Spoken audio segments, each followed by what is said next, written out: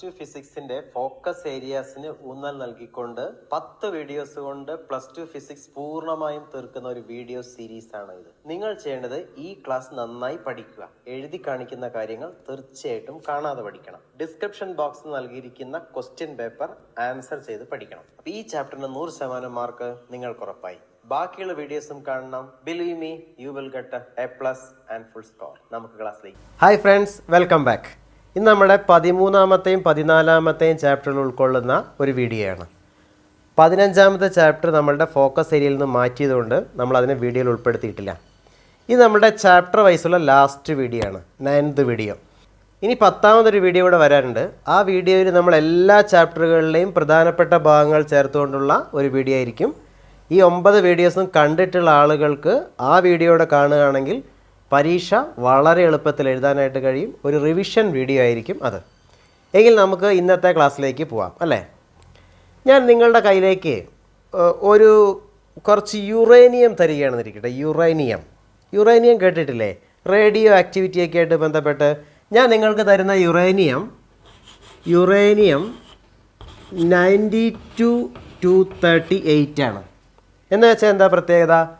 അതിൻ്റെ atomic number 92 ആണ്, mass number 238 ആണ്. അതിൽ നിന്നൊരു കാര്യം വ്യക്തമാണ്, ഇത് പ്രോട്ടോണുകളുടെ എണ്ണമാണ്. ഇത് പ്രോട്ടോണുകളുടെയും ന്യൂട്രോണുകളുടെയും കൂടെ എണ്ണമാണ്. അപ്പോൾ ഒരു കാര്യം മനസ്സിലായി, പ്രോട്ടോണിനേക്കാൾ കൂടുതൽ ന്യൂട്രോൺ ഉള്ള ഒരു എലമെൻ്റാണ് ആര്? യുറേനിയം.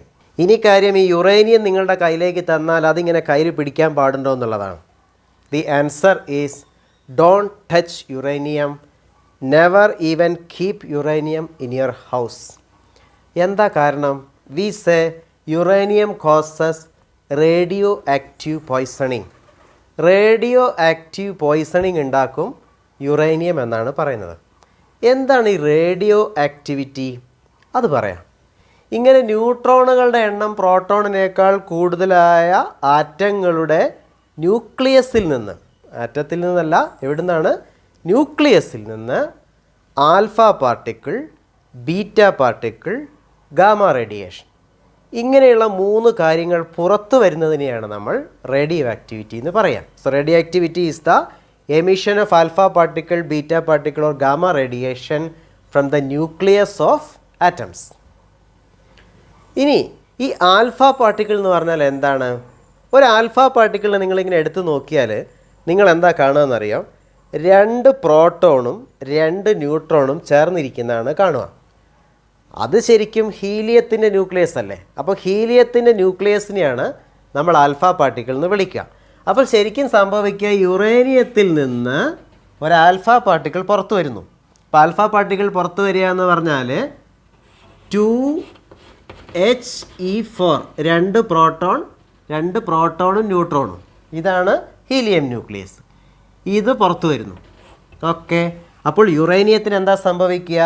യുറേനിയത്തിന് ഇത് ഒരു ബാലൻസ്ഡ് റേഡിയോ ആക്റ്റീവ് ഇക്വേഷനായിട്ട് നമ്മൾ എഴുതണം.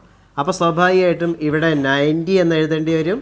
അത് തോറിയമാണ് എന്ന് നിങ്ങൾക്കറിയാം. അപ്പോൾ ഇവിടെ നമുക്ക് 234 ആയിട്ടായിരിക്കും എഴുതേണ്ടി വരിക. അപ്പോൾ യുറേനിയത്തിൽ നിന്ന് ആൽഫ പാർട്ടിക്കിൾ എപ്പോഴും ഇങ്ങനെ പുറത്തു വന്നുകൊണ്ടിരിക്കുകയാണ്. റിമെമ്പർ, 1 ഗ്രാം യുറേനിയം ഞാൻ നിങ്ങളുടെ കയ്യിൽ വെച്ച് തരികയാണെങ്കിൽ അതിൽ നിന്ന് എത്ര റേഡിയേഷൻ ഈ ഹീലിയം ന്യൂക്ലിയസ് അല്ലെ ആൽഫ പാർട്ടിക്കിൾ എത്രയെണ്ണം പുറത്തു വരുന്നുണ്ടെന്ന് അറിയാം? 12,000 ആൽഫ പാർട്ടിക്കിൾസ് ഇൻ 1 സെക്കൻഡ്. ഒരു സെക്കൻഡിൽ 12,000 ആൽഫ പാർട്ടിക്കിളുകൾ പുറത്തു വരും. അത് നമ്മളുടെ ശരീരത്തിലേക്കെല്ലാം വീഴും. അപ്പോൾ നമുക്ക് റേഡിയേഷൻ പോയ്സണിങ് ഉണ്ടാക്കും എന്നാണ് പറയുക. എന്ന് വെച്ചാൽ ലോങ് ടൈം എക്സ്പോഷർ ഉണ്ടായിക്കഴിഞ്ഞാൽ എന്താ സംഭവിക്കുക? നിങ്ങൾക്ക് ക്യാൻസർ പോലുള്ള അസുഖങ്ങൾ വരും. അപ്പോൾ ഇതാണ് radio activity. Alpha particle emission എന്ന് പറഞ്ഞാൽ ഇതാണ്. അപ്പോൾ എന്താ ശരിക്കും സംഭവിക്കുക? ഒരു എലമെൻറ്റ് നിങ്ങൾ കൺസിഡർ ചെയ്യുക, എക്സ് എന്ന എലമെൻറ്റ്. ഓക്കെ. അതിൻ്റെ ആറ്റമിക് നമ്പർ സെഡും മാസ് നമ്പർ എയും ആണെന്ന് സങ്കല്പിക്കുക. അപ്പോൾ ഒരു ആൽഫ പാർട്ടിക്കിൾ പുറത്തു വന്നാൽ ആ എലമെൻറ്റിന് എന്താണ് സംഭവിക്കുക? ഇങ്ങനെ 2He4 പുറത്തു വരുന്നു. അപ്പോഴോ ആറ്റമിക് നമ്പർ 2 കുറയും അല്ലേ? ആറ്റമിക് നമ്പർ 2 കുറയും എന്ന് പറഞ്ഞാൽ it will be A new atom. അതുകൊണ്ട് നമ്മൾ Y എന്ന് എഴുതും. ഓക്കെ, ഇനി മാസ് നമ്പറോ, മാസ് നമ്പർ 4 കുറയും. So what you should understand is when A nucleus emits an alpha particle, its mass number decreases by 4 and its atomic number decreases by 2. അപ്പോൾ ഇതാണ് alpha particle emission എന്ന് പറഞ്ഞാൽ. ഇനി യുറേനിയത്തിൽ നിന്ന് alpha പാർട്ടിക്കിളാണ് emit ചെയ്യുക, അതിൽ നിന്ന് ബീറ്റ പാർട്ടിക്കിൾ വരാറില്ല. എന്നാൽ ബീറ്റ പാർട്ടിക്കിൾ എമിഷൻ എന്ന് പറഞ്ഞാൽ എന്താണ്? അതിനൊരു എക്സാമ്പിൾ എടുക്കാം നമുക്ക്. ഫോസ്ഫറസ് നിങ്ങളുടെ കയ്യിൽ വെച്ച് തന്നു എന്നിരിക്കട്ടെ. ഫോസ്ഫറസ് പെട്ടെന്ന് വായുവിൽ കത്തുന്നതാണെന്നൊക്കെ നിങ്ങൾ കേട്ടിട്ടുണ്ട് അല്ലേ? ഫോസ്ഫറസ് അതുകൊണ്ട് പിന്നെ കെറസിൻ്റെ ഉള്ളിലാ സൂക്ഷിക്കുക, അങ്ങനെ കേട്ടിട്ടില്ലേ? നമ്മൾ സ്വാഭാവികമായി കാണുന്ന ആ ഫോസ്ഫറസ് അല്ല ഇത്, അത് റേഡിയോ ആക്റ്റീവ് അല്ല. സ്വാഭാവികമായിട്ടുള്ള ഫോസ്ഫറസ് ഉണ്ടല്ലോ, അതിൻ്റെ ആറ്റമിക് നമ്പർ 15 മാസ് നമ്പർ 31 ആണ്. എന്നാൽ പ്രോട്ടോൺ കൂടിയതാകുമ്പോൾ ആ ഫോസ്ഫറസിൻ്റെ അതൊരു ഐസോട്ടോപ്പ് ആയിരിക്കും സ്വാഭാവികമായിട്ടും ഫോസ്ഫറസിൻ്റെ. അതെന്തായിരിക്കും? ആറ്റമിക് നമ്പർ 15 മാസ് നമ്പർ 32 ആണ്. ഓക്കെ, അപ്പോൾ ബീറ്റ എമിഷൻ എങ്ങനെയാണ് ഞാൻ കാണിക്കാം. Phosphorus P1532. This is radio active. അപ്പോൾ പുറത്തേക്ക് വിടുന്നത് ഒരു ഇലക്ട്രോൺ ആണ്. ഓക്കെ, ഇലക്ട്രോൺ ആണ് പുറത്തേക്ക് വരിക. അതിൻ്റെ കൂടെ ഒരു ആൻറ്റി ന്യൂട്രീനോ എന്ന് പറഞ്ഞൊരു പാർട്ടിക്കിൾ ഉണ്ട്. ആൻറ്റി ന്യൂട്രീനോ എന്ന് പറയുന്നത് മാസ് വളരെ കുറഞ്ഞ, ഇലക്ട്രോണിനേക്കാളും ഒക്കെ മാസ് കുറഞ്ഞ, ഹൈലി എനർജറ്റിക്കായ, ചാർജ് ഇല്ലാത്തൊരു പാർട്ടിക്കിളാണ്. നമ്മൾ അതിനെക്കുറിച്ച് ഇപ്പോൾ ചർച്ച ചെയ്യുന്നില്ല. ശരിക്കും ന്യൂട്രീനോ, ആൻറ്റി ന്യൂട്രീനോ ഇതെല്ലാം പുതിയ ഗവേഷണ മേഖലകളാണ്, നമ്മൾ അതിനകത്തേക്ക് കടക്കുന്നില്ല. Focus area. ഓക്കെ, അപ്പോൾ ഇലക്ട്രോൺ പുറത്തേക്ക് വരുന്നു. നിങ്ങൾ ശ്രദ്ധിക്കേണ്ട കാര്യം, ബീറ്റ എമിഷനിലെ the electrons emitted in beta emission are not atomic electrons. they are actually coming out of the nucleus. ന്യൂക്ലിയസിൽ നിന്ന് എങ്ങനെയാണ് പുറത്തു വരിക അത് ഞാൻ പറയാം. അപ്പോൾ അതിന് മുന്നേ നമുക്കിത് കംപ്ലീറ്റ് ചെയ്യാം. അപ്പോൾ ഒരു ഇലക്ട്രോൺ പുറത്തേക്ക് വരികയാണ്. ഇനി ഇത് കംപ്ലീറ്റ് ചെയ്യേണ്ടത് നമ്മളൊരു കാര്യം മനസ്സിലാക്കണം. എങ്ങനെയാണ് ഇലക്ട്രോൺ പുറത്ത് വരുന്നതെന്ന് മനസ്സിലാക്കണം. ഇതിനകത്തുള്ള ഒരു ന്യൂട്രോൺ ഒരു പ്രോട്ടോണും ഇലക്ട്രോണും ആൻറ്റി ന്യൂട്രിനോയുമായി മാറുന്നതാണ്. എന്താ സംഭവിക്കുക? One neutron of this phosphorus nucleus will convert into a proton, an electron and an antineutrino. അപ്പോൾ സംഭവിച്ചത് എന്താ? ഒരു ന്യൂട്രോൺ പ്രോട്ടോണായി മാറി. ന്യൂട്രോൺ പ്രോട്ടോണായി മാറുക എന്ന് വെച്ചാൽ ഒരു പ്രോട്ടോണിൻ്റെ എണ്ണം കൂടിയില്ലേ, അപ്പോൾ ആറ്റമിക് നമ്പർ 1 കൂടും. അപ്പോൾ എന്താ സംഭവിക്കുക? ഇത് 16 ആവും. 16 ആറ്റമിക് നമ്പറുള്ള എലമെൻറ്റ് ഏതാ? അത് സൾഫറാണ്. സൾഫറാണ് അല്ലേ? അപ്പോൾ ഈ 32 അവിടെ തന്നെ നിൽക്കും, കാരണം ഒരു ന്യൂട്രോൺ ഒരു പ്രോട്ടോണായി മാറുകയാണ് ചെയ്തിരിക്കുന്നത്. അപ്പോൾ ജനറലായിട്ട് നിങ്ങൾക്ക് പറയുകയാണെങ്കിൽ ഇങ്ങനെ എഴുതാം നമുക്ക്. എക്സ് എന്ന ഒരു എലമെൻറ്റ് ZA അതൊരു ഇലക്ട്രോണിനെ എമിറ്റ് ചെയ്യുകയാണെങ്കിൽ, നെഗറ്റീവ് ചാർജുള്ള ഇലക്ട്രോണിനെ എമിറ്റ് ചെയ്യുക. അതായത് നെഗറ്റീവ് ചാർജുള്ള ഇലക്ട്രോണിനെ എടുത്തു പറഞ്ഞത് പോസിറ്റീവ് ചാർജുള്ള ഇലക്ട്രോണുമുണ്ട്. അതിനെ നമ്മൾ പോസിട്രോൺ എന്നാണ് വിളിക്കുന്നത്. അതെന്താണെന്ന് നമുക്ക് പറയാം. അപ്പോൾ ഇങ്ങനെ നെഗറ്റീവ് ചാർജുള്ള ഇലക്ട്രോണിനെ എമിറ്റ് ചെയ്യുകയാണെങ്കിൽ എന്താ സംഭവിക്കുക? ആറ്റമിക് നമ്പർ 1 കൂടും. അപ്പോൾ Z+1 ആവും. അതായത് പുതിയ എലമെൻ്റ് ആവും. ആറ്റമിക് നമ്പറിൽ വ്യത്യാസമില്ല. അപ്പോൾ ഈ രീതിയിലുള്ള അല്ലെങ്കിൽ ഈ ഇക്വേഷനുള്ള ജനറൽ രീതിയിലായിരിക്കും ആ ഇലക്ട്രോൺ എമിഷൻ നടക്കുക. അപ്പോൾ ഫോസ്ഫറസ്, ഇത് നമ്മൾ സാധാരണ പറയുന്ന ഫോസ്ഫറസ് അല്ല, റേഡിയോ ആക്റ്റീവ് ഫോസ്ഫറസ് ആണ്. അത് വളരെ കുറച്ച് മാത്രമേ എർത്തിലുള്ളൂ. ഫോസ്ഫറസ് അല്ലാതെ ധാരാളമായിട്ടുള്ള എലമെൻ്റാണ്. അത് 15 ഫോസ്ഫറസ് 31 ആണ്. ഇനി പോസിട്രോൺ എമിഷൻ എന്ന് പറഞ്ഞില്ലേ, പോസിറ്റീവ് ചാർജുള്ള ഇലക്ട്രോണിനെ എമിറ്റ് ചെയ്യുമെന്ന് പറഞ്ഞില്ലേ, അതിന് നമുക്കൊരു എക്സാമ്പിൾ എടുക്കാം. ഈ പോസിട്രോൺ സോഴ്സ് എന്താണെന്നറിയോ? സോഡിയമാണ്. സോഡിയം ഏത് സോഡിയം 11. ഇവിടെ വരേണ്ട എത്ര ശരിക്കും? 23 ആണല്ലേ? സാധാരണ നാച്ചുറലി അബണ്ടൻ്റ് ആയ സോഡിയം 23 ആണ്. എന്നാൽ ഇവിടെ എടുക്കുന്നത് നമ്മൾ 22 ആണ്. ഇത് റേഡിയോ ആക്റ്റീവാണ്. ഇത് നമ്മൾ ലാബിൽ ഉണ്ടാക്കുന്നതാണ്, അല്ലാതെ നാച്ചുറലി ഒക്കറിങ് ആയിട്ടുള്ളതല്ല. ഇതിൽ നിന്ന് ഒരു E+ പുറത്ത് വരും. E+ എന്ന് പറഞ്ഞാൽ എന്താ? പോസിറ്റീവ് ചാർജ്, ഇലക്ട്രോൺ തന്നെ, പക്ഷേ പോസിറ്റീവ്ലി ചാർജ്ഡാണ്.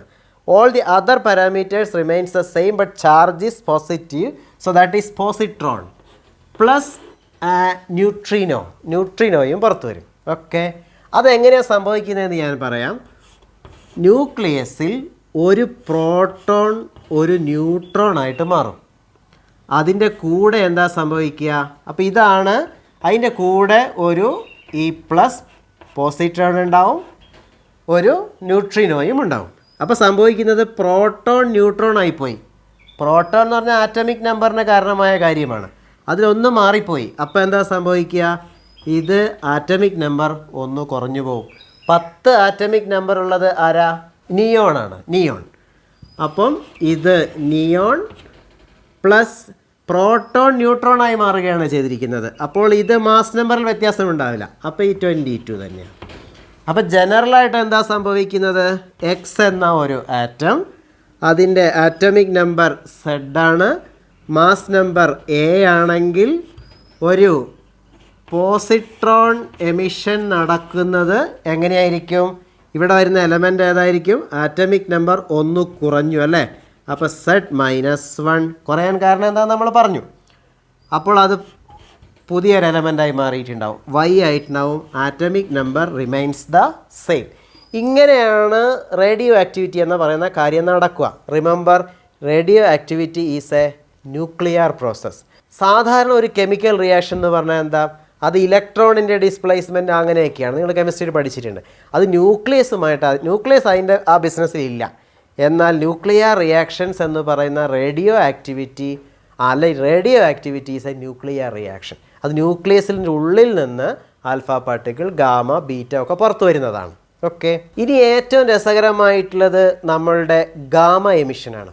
ന്യൂക്ലിയസിൽ നിന്ന് ഗാമ റേഡിയേഷൻ, അത് പാർട്ടിക്കിളല്ല, ഒരു എനർജിയാണ്, ഇലക്ട്രോ മാഗ്നറ്റിക് റേഡിയേഷനാണ്. ഇലക്ട്രോ മാഗ്നറ്റിക് വേവ്സിൽ നമ്മൾ ഗാമ റൈസ് എന്ന് പഠിച്ചില്ലേ, അത് ന്യൂക്ലിയസിൽ നിന്ന് പുറത്തു വരും. അതെങ്ങനെയാണ് പുറത്തു വരുന്നത്? അത് പറയാം. ഈ ഗാമ എമിഷൻ നമ്മൾ എടുക്കുന്ന എക്സാമ്പിൾ ഏതാണെന്നറിയോ? കൊബാൾട്ടിൻ്റേതാണ്. കൊബാൾട്ട് നിങ്ങൾ ശ്രദ്ധിക്കണേ. കൊബാൾട്ട് 2760 ഒരു ഇലക്ട്രോണിനെ പുറത്തു വിടുന്നു എന്നിരിക്കട്ടെ, ബീറ്റ മൈനസ് എമിഷൻ. അപ്പോൾ electron minus plus antineutrino. Okay, അപ്പോൾ ഇവിടെ വരുന്ന എലമെൻ്റ് ഏതായിരിക്കും? ഒരു beta emission, beta minus emission നടക്കുന്ന സമയത്ത് നമുക്കറിയാം ഇതിൽ ന്യൂട്രോൺ പ്രോട്ടോണായി മാറുകയാണ് ചെയ്യുക. അപ്പോൾ 28 വരുന്ന എലമെൻ്റ് ഏതാണ്? നിക്കലാണ്. നിക്കൽ 60. ഓക്കെ, ഈ ബീറ്റ എമിഷൻ നടക്കുന്ന സമയത്തുണ്ടല്ലോ, ഈ ബീറ്റ പാർട്ടിക്കിൾ പുറത്ത് പോയി കഴിയുമ്പോഴേക്കും കൊബാൾട്ട് 60 എന്ന് പറയുന്ന ആ എലമെൻറ്റ് ഒരു എക്സൈറ്റഡ് സ്റ്റേറ്റിലായിരിക്കും, അതിൻ്റെ ന്യൂക്ലിയസ്. അപ്പോൾ ആ ന്യൂക്ലിയസ് എക്സൈറ്റ് ചെയ്യുന്നത് 2 ഘട്ടങ്ങളിലായിട്ടാണ്. ആദ്യം അത് എക്സൈറ്റ് ചെയ്യുന്ന സമയത്ത് നിങ്ങൾ പറഞ്ഞിട്ടുണ്ടല്ലോ, നമ്മൾ നേരത്തെ പഠിച്ചിട്ടില്ലേ ആറ്റങ്ങൾ എങ്ങനെയാണ് റേഡിയേഷൻ പുറത്തു വിടുന്നത് എന്ന്? ആറ്റമിക് എക്സൈറ്റേഷനാണ്. ഇവിടെ അതേപോലെ തന്നെ ന്യൂക്ലിയർ എക്സൈറ്റേഷനാണ്. ആറ്റത്തിൻ്റെ എനർജി ലെവൽസ് EVയിലായിരുന്നെങ്കിൽ ന്യൂക്ലിയസിൻ്റേത് MEVയിലാണ്, മെഗാ ഇലക്ട്രോൺ വോൾട്ടിലാണ്. അത് വളരെയധികം എനർജി കൂടുതലാണ്. ഇവിടെ 2 സ്റ്റേജിലായിട്ടാണ് കൊബാൾട്ട് എക്സൈറ്റ് ചെയ്യുക. അപ്പോൾ നമുക്ക് എന്താ കിട്ടുക എന്നറിയോ? ആദ്യത്തെ സ്റ്റേജിൽ അത് എക്സൈറ്റ് ചെയ്യുമ്പോൾ, അതായത് ഹയർ എനർജി ലെവലിൽ നിന്ന് ലോവർ എനർജി സ്റ്റേറ്റിലേക്ക് വരുമ്പോൾ ഒരു 1.17 MeV എനർജിയുള്ള ഗാമ റേഡിയേഷൻ, അത് ഗാമ റേഡിയേഷനാണ്. ആ റേഡിയേഷനെ പുറത്തേക്ക് വിടും. വീണ്ടും അത് നിക്കലായിട്ട് വരുമ്പോഴത്തേക്ക് അതിൻ്റെ ഗ്രൗണ്ട് സ്റ്റേറ്റിലേക്ക് വരുമ്പോഴേക്കും അത് ഒരു 1.33 EV എനർജിയുള്ള ഒരു റേഡിയേഷനെ കൂടെ പുറത്തു വിടും. ഞാൻ നിങ്ങളൊരു ചിത്രം കാണിച്ചു തരാം. ടെക്സ്റ്റ് ബുക്കിലൊരു പടമാണ് കാണിക്കുന്നത്, നിങ്ങളത് നോക്കിയാൽ നിങ്ങൾക്ക് മനസ്സിലാവും. അതായത് കൊബാൾട്ട് 2760 നിക്കലായി മാറുന്ന, എങ്ങനെ നിക്കലായി മാറുന്നത്? ബീറ്റ എമിഷൻ നടന്നിട്ടാണ്. ആ പ്രോസസ്സാണ് കാണിച്ചിരിക്കുന്നത്. എന്താ ഇതിൻ്റെ പ്രാധാന്യം എന്നറിയോ? നിങ്ങൾ പത്രങ്ങളിലൊക്കെ ആശുപത്രികളിൽ കീമോതെറാപ്പി യൂണിറ്റ് ആരംഭിച്ചു എന്നെല്ലാം കാണുമ്പം അതിനകത്ത് കാണുന്ന പരസ്യത്തിലുണ്ട് ഞങ്ങളുടെ കൊബാൾട്ട് യൂണിറ്റ് ഉണ്ട് എന്നൊക്കെ പറഞ്ഞു. ഈ കൊബാൾട്ട് യൂണിറ്റ്, നിങ്ങൾ ഈ കാണുന്ന ഈ കൊബാൾട്ട് ഉണ്ടല്ലോ, ആ കൊബാൾട്ടിൽ നിന്ന് വരുന്ന റേഡിയേഷൻ, ആ റേഡിയേഷനാണ് നമ്മൾ ക്യാൻസർ ട്രീറ്റ്മെൻറ്റിന് ഉപയോഗിക്കുക. ഓക്കെ, ഈ കൊബാൾട്ട് യൂണിറ്റ് ഇപ്പോൾ ഓൾമോസ്റ്റ് ഔട്ട്ഡേറ്റഡ് ആണ്. ഇപ്പോൾ നമ്മൾ ഫാസ്റ്റ് മൂവിങ് ഇലക്ട്രോൺസിനെയാണ് ഇത്തരം ട്രീറ്റ്മെൻറ്റുകളിൽ ഉപയോഗിക്കുക. അതിന് നമ്മൾ ലീനിയർ ആക്സിലറേറ്ററാണ് ഉപയോഗിക്കുക. എന്താണ് ഇത് നമ്മളുടെ ടെക്സ്റ്റ് ബുക്കിൽ ഒരു എക്സാമ്പിളായിട്ട് വരാനുള്ള കാരണം, ഇത് നമ്മളിപ്പം കീമോതെറാപ്പിയിൽ അത് ഉപയോഗിക്കുന്നതുകൊണ്ടാണ്. എന്താണെങ്കിലും നമ്മളിപ്പോൾ പഠിച്ചത് ആൽഫ, ബീറ്റ, ഗാമ എമിഷൻ എങ്ങനെയാണ് നടക്കുന്നത് എന്നാണ്. ഇനി നമ്മൾ we will go back to that uranium 90 to 238. അപ്പോൾ നമ്മൾ കയ്യിൽ വെക്കാതെ യുറേനിയം എടുത്തിട്ടുണ്ടല്ലോ, നമ്മുടെ കയ്യിലാണെന്ന് അങ്ങ് സങ്കല്പിക്കുക. അപ്പോൾ നമ്മൾ പറഞ്ഞത് എന്താണ്, അതിൽ നിന്ന് ഒരു സെക്കൻഡിൽ 12,000 ന്യൂക്ലിയസുകളിൽ നിന്ന് ആൽഫ പാർട്ടിക്കിൾ പുറത്തു വരുമെന്നാണ് പറഞ്ഞത്. ഓക്കെ, അപ്പോൾ നമ്മൾ എന്താ പറയാമെന്നറിയോ, 1 ഗ്രാം യുറേനിയം നിങ്ങൾ എടുത്തു വെച്ചിരിക്കുകയാണെങ്കിൽ അതിൻ്റെ ആക്ടിവിറ്റി 12,000 ബെക്വറൽ ആണെന്നാണ് പറയാം. എന്താണ് activity of 1 gram uranium is 12,000 Becquerel എന്ന് വെച്ചാൽ എന്താ, 3 ടേംസാണ് നിങ്ങൾ കാണാം. ഒന്ന് ആക്ടിവിറ്റി, അല്ലെങ്കിൽ നമ്പർ ഓഫ് ഡിസിൻറ്റഗ്രേഷൻസ് ഇൻ 1 സെക്കൻഡ്, അല്ലെങ്കിൽ rate of radio active decay. ഇതെല്ലാം സൂചിപ്പിക്കുന്നത് ഒരു സെക്കൻഡിൽ എത്ര ന്യൂക്ലിയസുകളിൽ നിന്ന് റേഡിയേഷൻസ് പുറത്തു വരുന്നു എന്നാണ്. നിങ്ങൾ ഓർക്കേണ്ട കാര്യം, ഒരു ന്യൂക്ലിയസിൽ ആൽഫയും ബീറ്റയും ഒരു സമയത്ത് വരില്ല. ഒരു സമയത്ത് ഒരുപക്ഷെ ബീറ്റ ഗാമ, ആൽഫ ഗാമ, ഇത് രണ്ടേ വരുള്ളൂ. ഓക്കെ, എന്താണ് ഒരു സെക്കൻഡിൽ എത്ര റേഡിയേഷൻസ് വരുന്നുണ്ട് എന്നുള്ളതിൻ്റെ സൂചനയാണ് നമ്മൾ ആക്ടിവിറ്റി എന്ന് പറയുന്നത്. അപ്പോൾ 1 ഗ്രാം റേഡിയത്തിൻ്റെ ആക്ടിവിറ്റി എത്രയാണെന്നാണ് പറഞ്ഞത്, 12,000 ബെക്വറൽ ആണെന്നാണ് പറഞ്ഞത്. ഇനി നിങ്ങൾ എടുത്തു വെച്ചിരിക്കുന്നത് 1 ഗ്രാം യുറേനിയം ആണെങ്കിൽ അത് ഹൈലി റേഡിയോ ആക്റ്റീവാണ്. അതാണെങ്കിൽ അതിൽ നിന്ന് വരുന്നത് 3.7 × 10⁻10 ബെക്വറലാണ്. അത്രയധികം റേഡിയേഷൻസ് പുറത്തു വരും. ഓക്കെ, അപ്പോൾ നമ്മൾ പറയാം അതിൻ്റെ ആക്ടിവിറ്റി ഒരു ക്യൂറിയാണ് എന്നാണ് പറയാം. ക്യൂറി, മേരി ക്യൂറിയെ ഓർക്കാൻ വേണ്ടിയിട്ട്. അതായത് 1 ഗ്രാം റേഡിയത്തിൻ്റെ ആക്ടിവിറ്റിയാണ് ഒരു ക്യൂറി എന്ന് പറയുന്നത്. അപ്പോൾ എത്രയുണ്ടാവും എന്ന് ആലോചിച്ച് നോക്കിക്കേ. ഒരു 3.7 × 10⁻10 എന്ന് പറഞ്ഞാൽ ഇറ്റ്സ് അറൗണ്ട് 3700 കോടി. അത്രയും റേഡിയേഷൻസ് ഒരു സെക്കൻഡിൽ പുറത്തു വരുന്നുണ്ട്. ഹൈലി റേഡിയോ ആക്റ്റീവാണ് റേഡിയം. ഓക്കെ, ഇനി ഇവിടെ നമ്മൾ അറിയേണ്ട കാര്യം, ഇപ്പോൾ ഉദാഹരണത്തിന് നമ്മൾ suppose you are keeping 2 gram of uranium, അപ്പോൾ അതിൽ നിന്ന് 24,000 റേഡിയേഷൻസ് വരും. അപ്പോൾ എത്ര റേഡിയേഷൻ പുറത്തു വരുന്നു എന്നുള്ള കാര്യം എന്തിനെ ആശ്രയിച്ചിരിക്കുന്നു, എത്ര ന്യൂക്ലിയസുകൾ ഉണ്ട് എന്നതിനെ ആശ്രയിച്ചിരിക്കുന്നു. ഈ ആശയത്തെ നമ്മൾ law of radio active decay അല്ലെ ലോ ഓഫ് റേഡിയോ ആക്ടിവിറ്റി എന്നാണ് പറയുന്നത്. അപ്പോൾ എന്താ ലോ ഓഫ് റേഡിയോ ആക്ടിവിറ്റി എന്ന് പറഞ്ഞാൽ, ഒന്ന് പഠിക്കണം, നിങ്ങൾ കാണാതെ പഠിക്കണേ.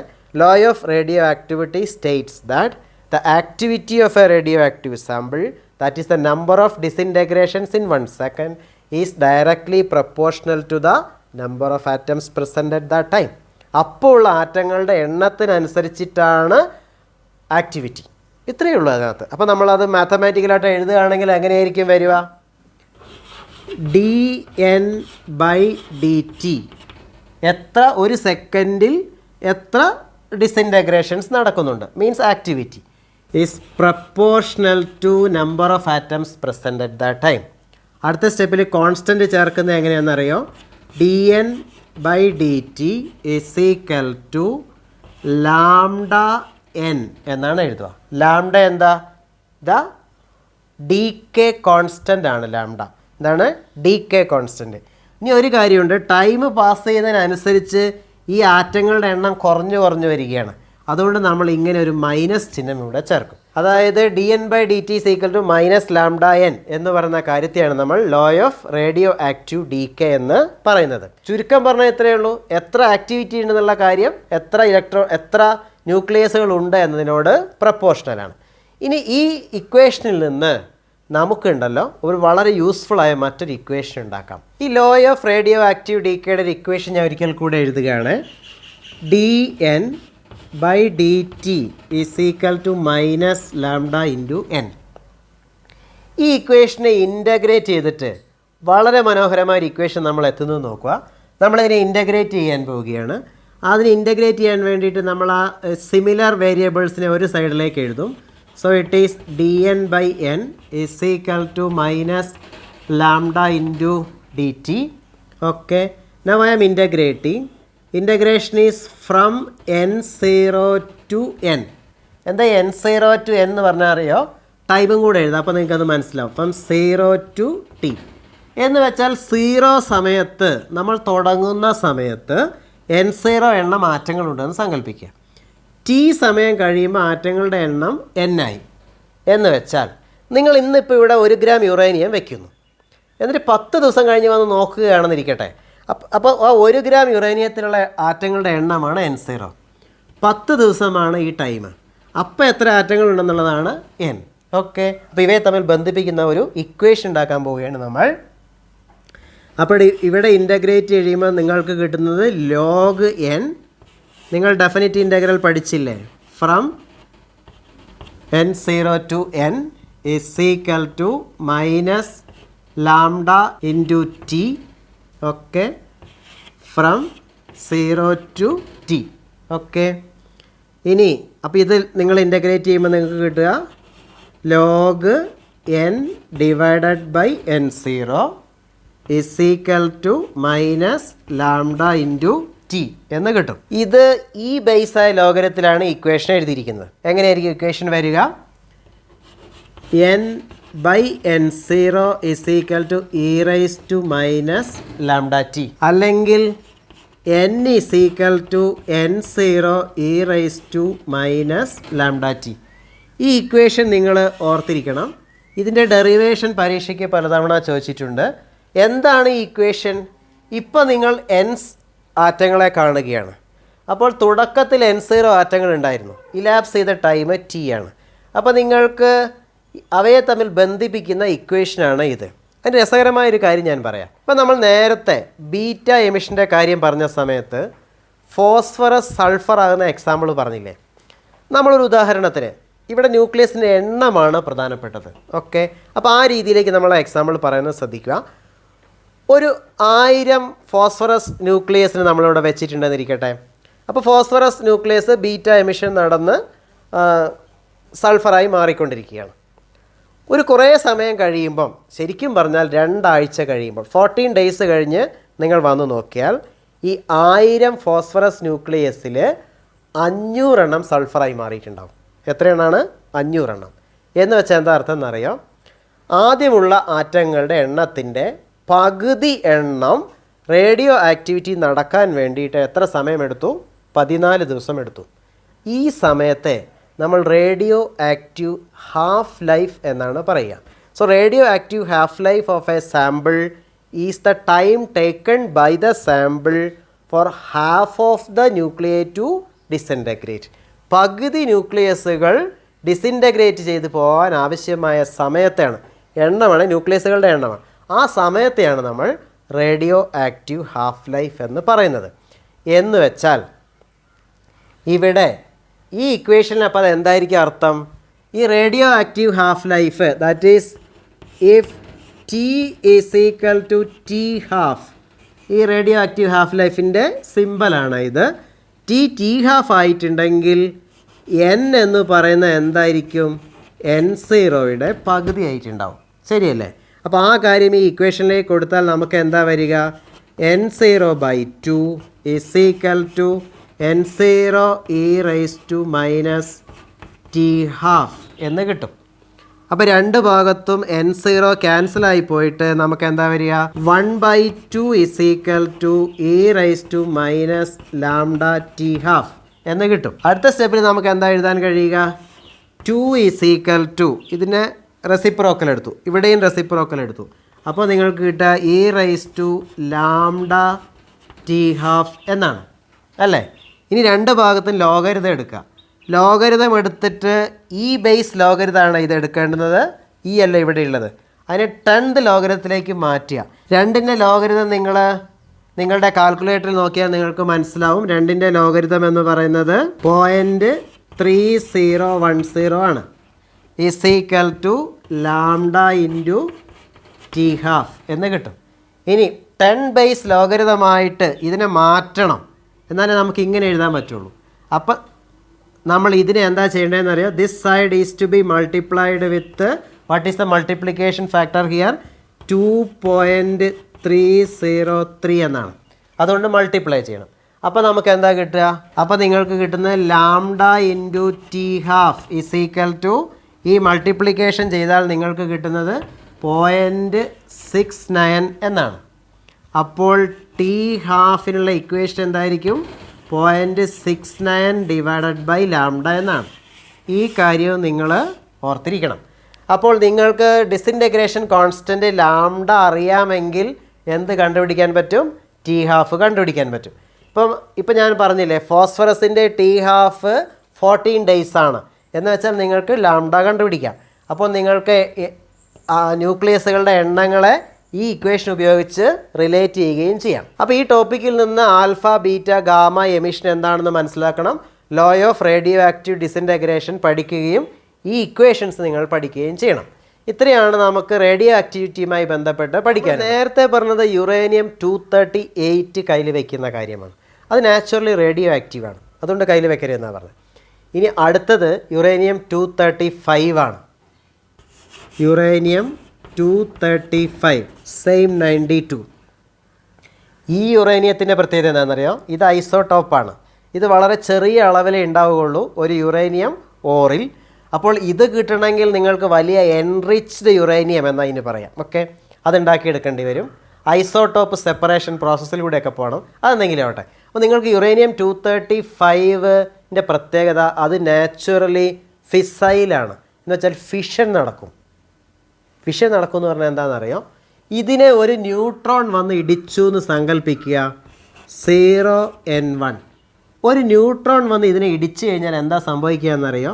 ഇത് ആ ന്യൂട്രോണിനെ അബ്സോർബ് ചെയ്തിട്ട് 92-236 ആവും ആദ്യം. എന്നിട്ട് ഈ റിയാക്ഷൻ നടക്കും. ഞാൻ ഈ എഴുതിയ റിയാക്ഷൻ നടക്കും. ഇത് നിങ്ങൾ കാണാതെ പഠിക്കൊന്നും വേണ്ട, അവർ ആശയം ഉണ്ടായാൽ മതി. ആ യുറേനിയം 236 ബേരിയവും ക്രിപ്റ്റണുമായിട്ട് പൊട്ടിപ്പോകും. അതിനെയാണ് ന്യൂക്ലിയർ ഫിഷൻ എന്ന് വിളിക്കുക. ഒപ്പം 3 ന്യൂട്രോണുകൾ ഉണ്ടാകും. പിന്നെയോ 200 MeV എനർജിയും ഉണ്ടാകും ഈ കമ്പോണൻസിന്. അപ്പോൾ എന്താ സംഭവിക്കുക? ഈ റിയാക്ഷൻ നടക്കുമ്പോഴേക്കും ധാരാളം എനർജി റിലീസ് ചെയ്യപ്പെടും, ന്യൂട്രോണുകളും റിലീസ് ചെയ്യപ്പെടും എന്നാണ് നമ്മൾ പറയുക. ഈ ന്യൂട്രോണുകളാണ് സത്യത്തിൽ റിയാക്ഷൻ തുടങ്ങി വെച്ചേക്കുന്നത്. അപ്പോൾ റിയാക്ഷൻ തുടങ്ങാൻ ആവശ്യമായത് വീണ്ടും ഉണ്ടാകും. എന്ന് വെച്ചാൽ എന്താ സംഭവിക്കുക? അത് 3 ഇരട്ടി ഉണ്ടാകുമെന്ന് വെച്ചാൽ എന്താ സംഭവിക്കുക?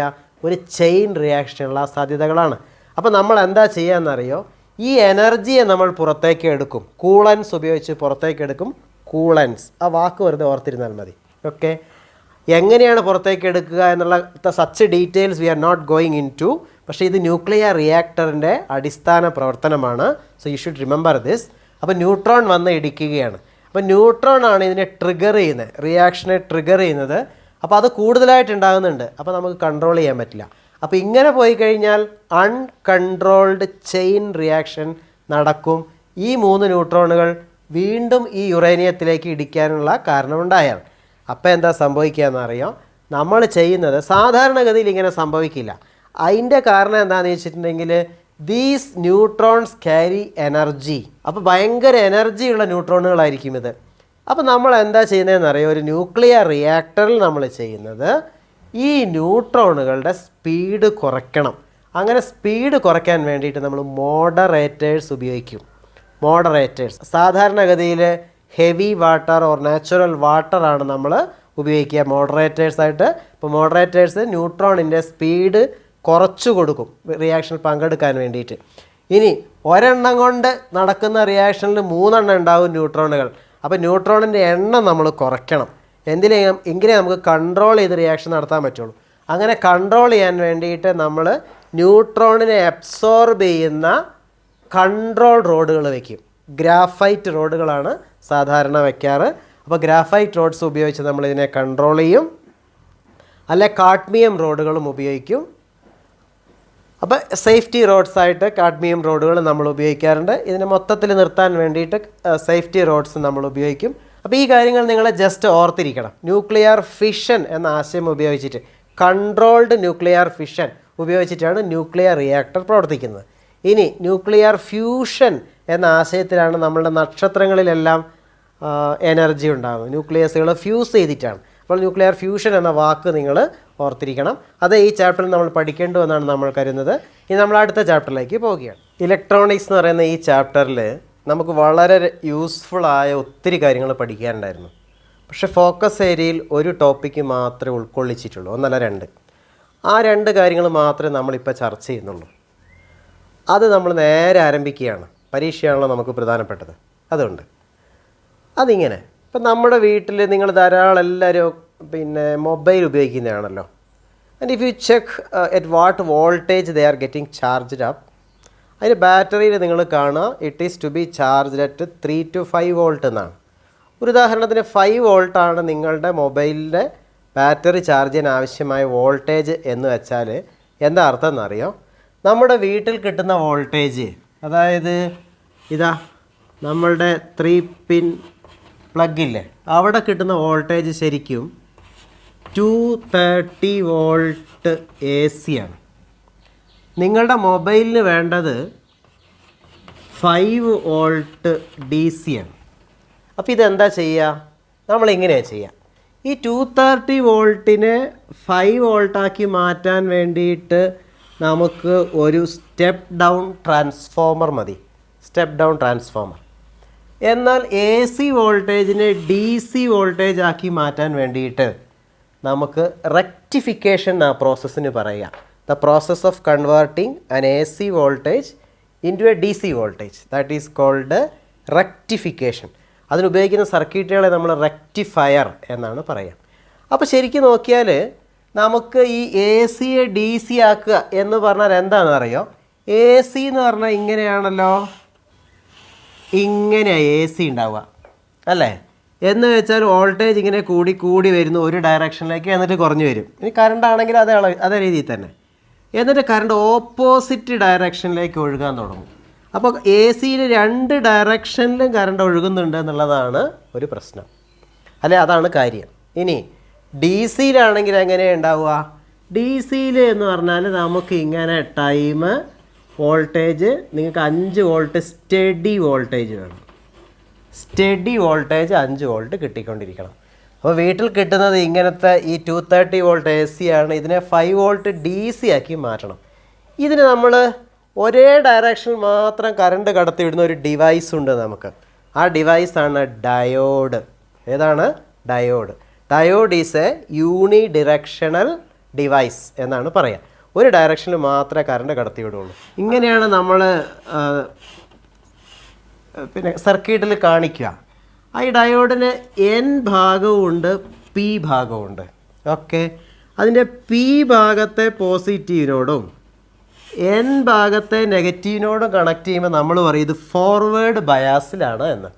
ഓക്കെ, ആ സമയത്ത് ഇത് കറണ്ട് കടത്തിവിടും. കണ്ടോ, കറണ്ടിൻ്റെ പോകുന്ന ഡയറക്ഷനാണ് ഈ ആരോ പോലെ, ഈ ട്രയാങ്കിളിൻ്റെ ആരോ ആയിട്ട് കാണിച്ചേക്കുന്നത്.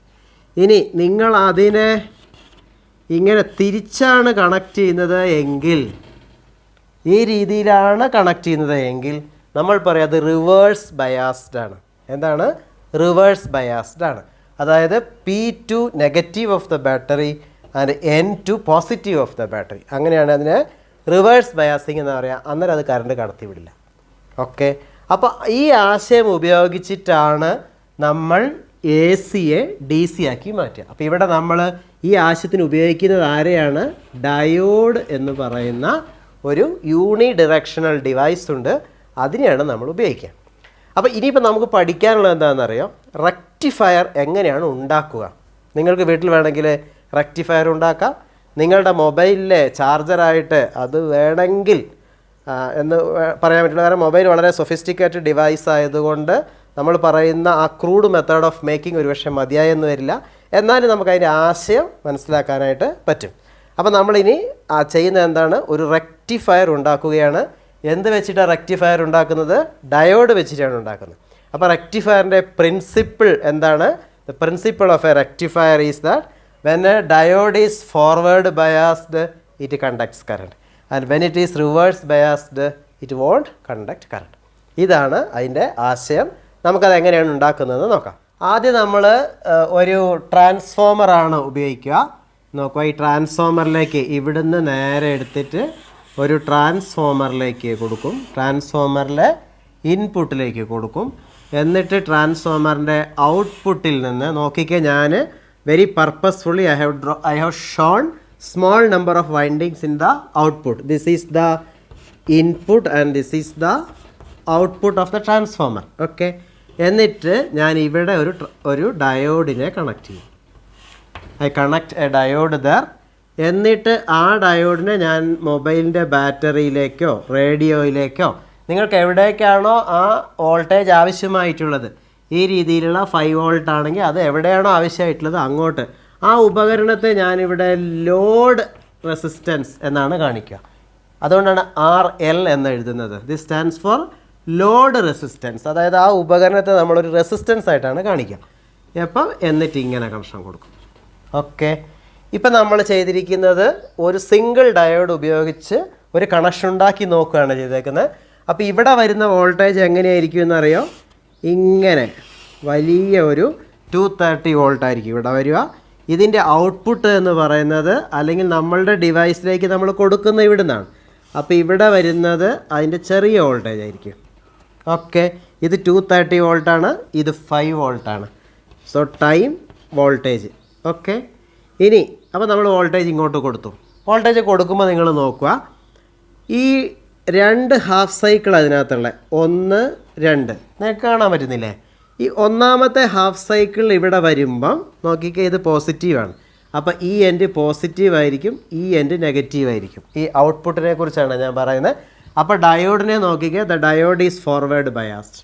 Means through out the first half of the pulse, AC pulse, the diode is forward biased. അപ്പോൾ എന്താ സംഭവിക്കുക? ഇനിയാണ് ഏറ്റവും പ്രധാനപ്പെട്ട കാര്യം. അപ്പോൾ ഡയോഡ് കണ്ടക്ട് ചെയ്യും.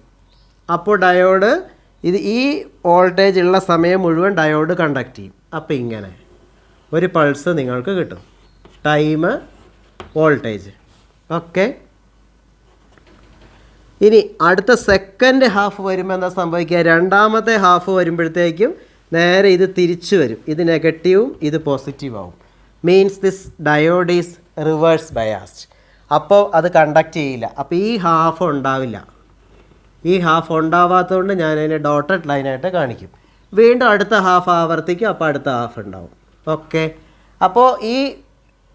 അപ്പോൾ ലോഡ് റെസിസ്റ്റൻസിനെ സംബന്ധിച്ച് അല്ലെങ്കിൽ നമ്മളുടെ മൊബൈൽ ബാറ്ററിയെ സംബന്ധിച്ച് അതിന് ഈ രീതിയിലുള്ളൊരു വോൾട്ടേജാണ് കിട്ടുന്നത്. സത്യത്തിൽ അതിന് വേണ്ടത് ഈ രീതിയിലുള്ളൊരു വോൾട്ടേജാണ്. അപ്പോൾ എന്തെല്ലാം കുറവുകളാണ് ഇവിടെ ഉണ്ടായിരിക്കുന്നതെന്ന് നോക്കിക്കേ. ഇവിടെ ഒരു ഹാഫിനെ നമുക്ക് നഷ്ടപ്പെട്ടു. ഓക്കെ, ഇവിടെ ഇത് ഡയറക്റ്റ് കറണ്ട് തന്നെയാണ്, ഡയറക്റ്റ് വോൾട്ടേജാണ്. പ്രശ്നം എന്താണെന്ന് വെച്ചിട്ടുണ്ടെങ്കിൽ ഇത് കൂടിയും കുറഞ്ഞും വരുന്നു എന്നുള്ളതാണ് ഒന്നാമത്തെ പ്രശ്നം. Okay, that is pulsating, pulses ആണത്. രണ്ടാമത്തത് ഇടയ്ക്ക് ഇല്ല എന്നുള്ളതാണ്. അപ്പോൾ എന്താ?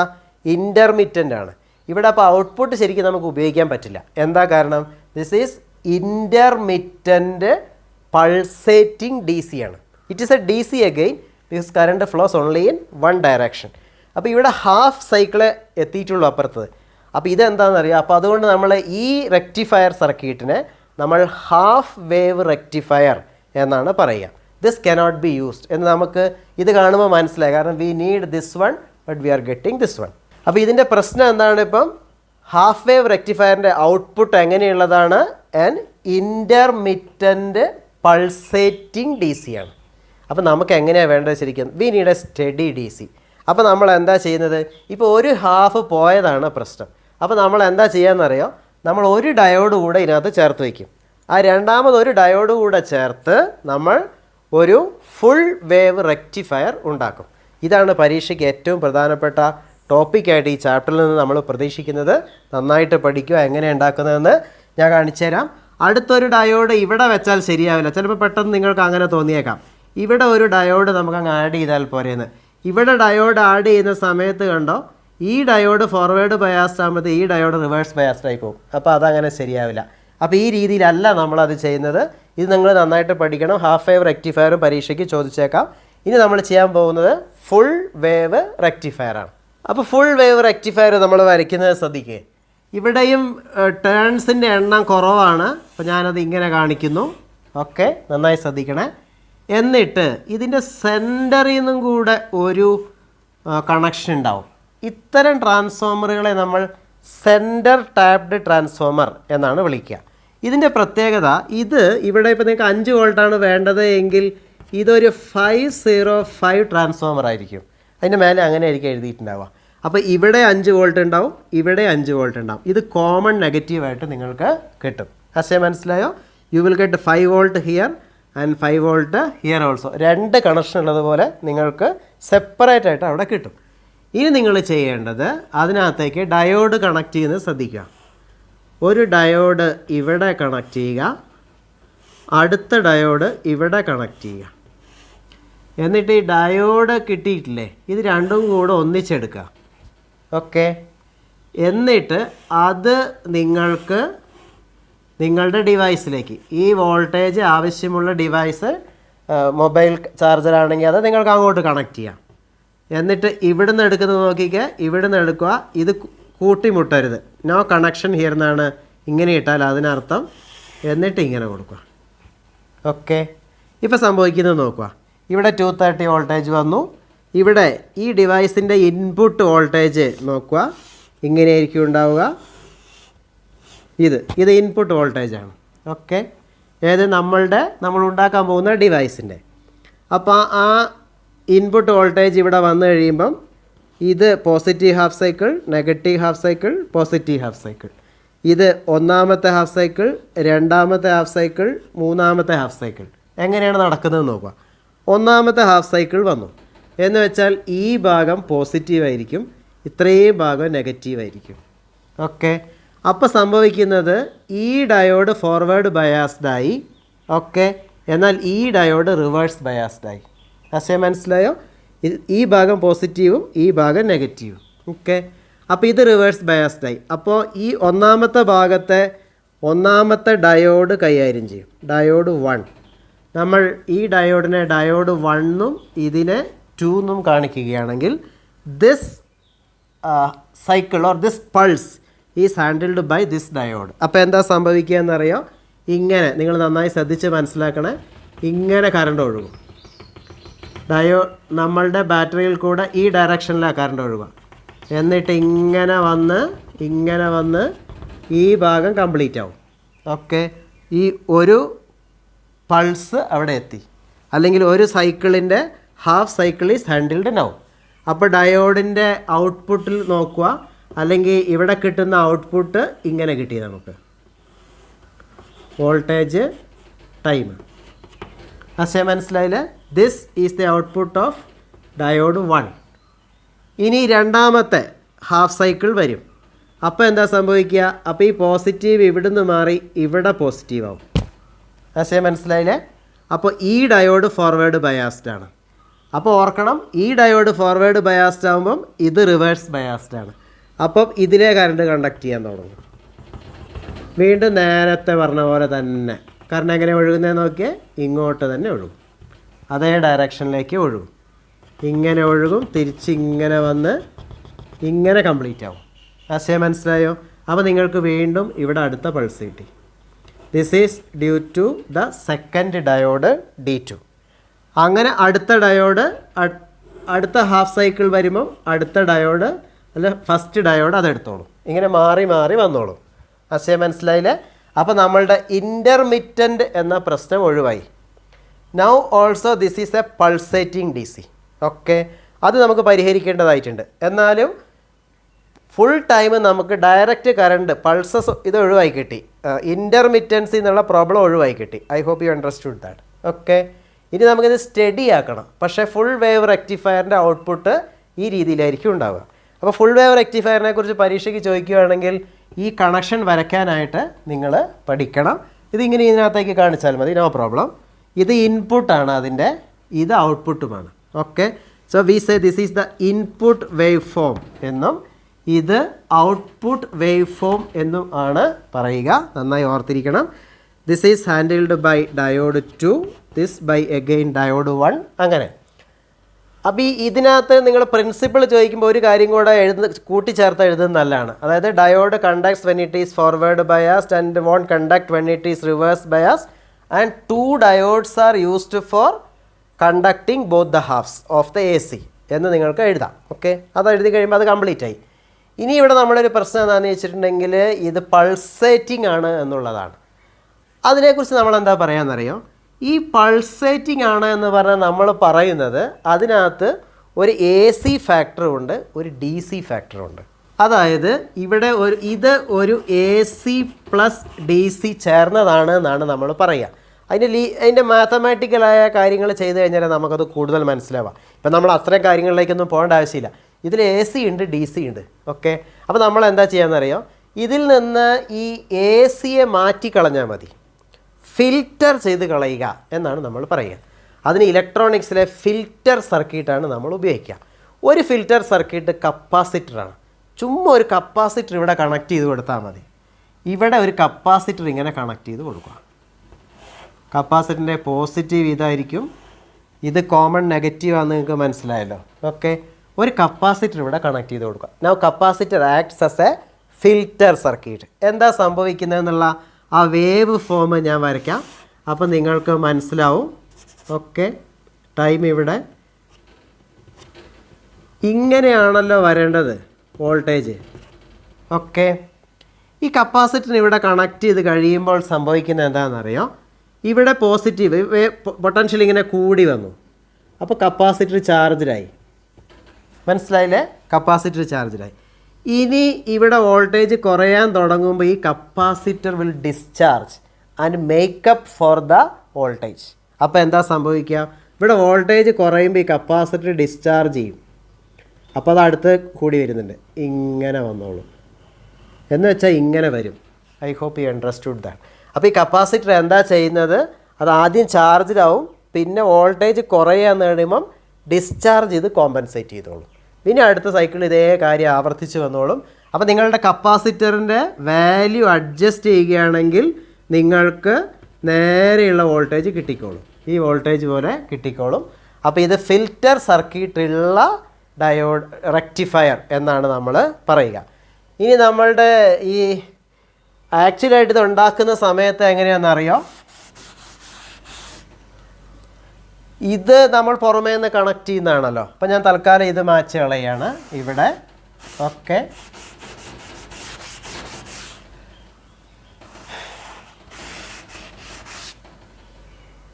അപ്പോൾ ഇത്രയും സാധനങ്ങൾ ഇതിനെ ഇങ്ങനെ കൊടുത്തിട്ടുണ്ടാവും, ഇതിനെ ഇങ്ങനെ കൊടുത്തിട്ടുണ്ടാവും. ഓക്കെ, ഇനി ഈ രണ്ട് വയറുകൾ ഇങ്ങനെ കൊടുത്തിട്ടുണ്ടാവും. അപ്പോൾ ഇങ്ങനെ ഉണ്ടാവുക ശരിക്കും.